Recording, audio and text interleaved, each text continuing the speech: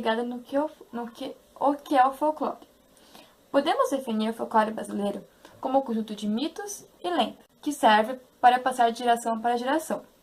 Muitos deles têm origem às festas populares, como por exemplo o Pumba Meu Boi.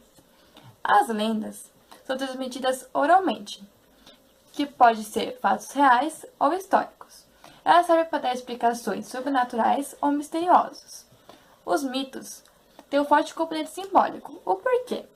Porque os povos da antiguidade tentavam dar explicações sobre os fenômenos naturais que ocorriam em volta das aldeias. Com isso, eles faziam dança da chuva para chover, tudo por causa disso.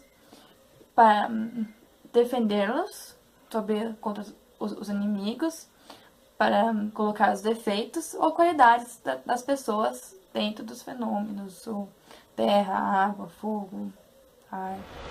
Gente, eu estou aqui para contar para vocês sobre dois personagens do nosso folclore brasileiro. O primeiro é sobre o Saci Pererê.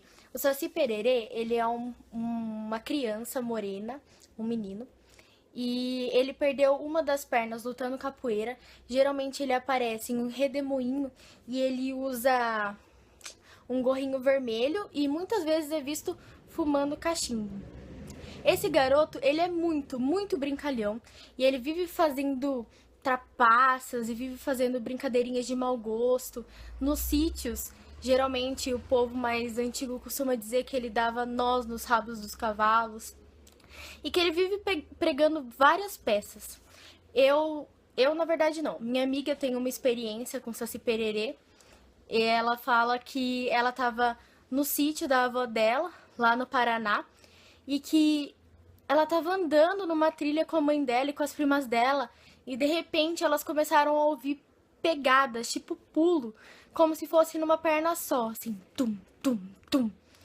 Daí elas olhavam e não viam nada, e elas começaram a se desesperar e andar mais rápido, e elas viram que essa pegada estava cada vez mais rápida, e daqui a pouco passou um redemoinho por elas, e elas na hora pensaram, é o Saci Pererê.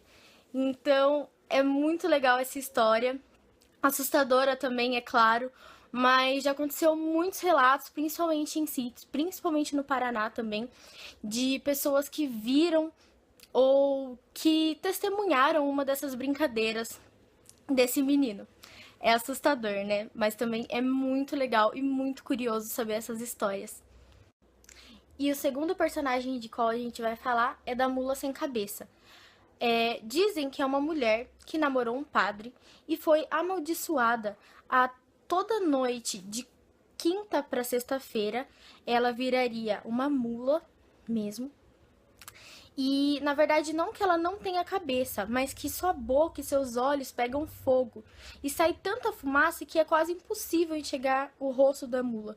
Ela é muito brava, muito arisca e ela ataca as pessoas. E, geralmente, quando ela ataca as pessoas, ela come os dentes e as pontas dos dedos dessa pessoa. Então, dizem que se você encontrar com a mula sem cabeça, você tem que ficar deitado para que ela não te veja e esconder os dentes e as pontas dos dedos. Muito, muito assustador a história da mula sem cabeça. Algumas pessoas também já testemunharam, pessoas que foram vítimas da mula sem cabeça. E é uma história muito tenebrosa, mas também muito legal. E existem vários relatos de pessoas que já viram a mula passar. Dizem que é um cavalo, é como se fosse um cavalo muito bravo, muito bravo.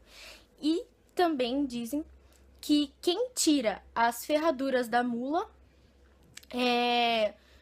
ajuda ela e faz com que ela volte a ser uma mulher normal e que nas noites de quinta-feira ela fique normal também e a maldição se quebraria no caso.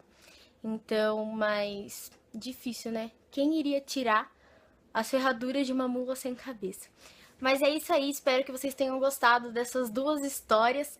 Eu simplesmente adorei e com certeza vou procurar saber um pouco mais sobre outras histórias do folclore brasileiro. Beijão! O folclore brasileiro é cheio de criaturas mágicas. Esses seres, que habitam a terra das lendas e dos mitos, geralmente estão associados à natureza.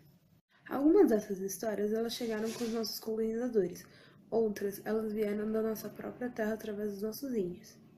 Espero que vocês tenham gostado e se interessem um pouco mais sobre o folclore brasileiro.